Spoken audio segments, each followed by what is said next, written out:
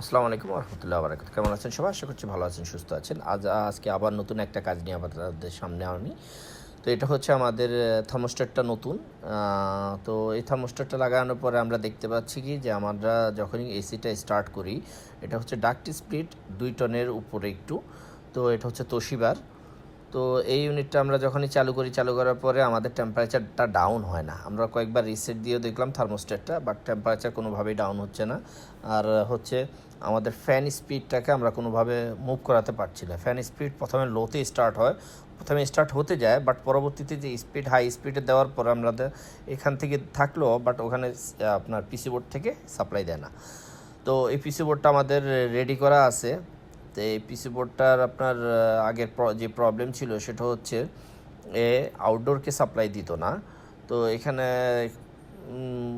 যাই না কি প্রবলেম ছিল, যাই হোক আমাদের পিসি বোর্ডের লোক আছে,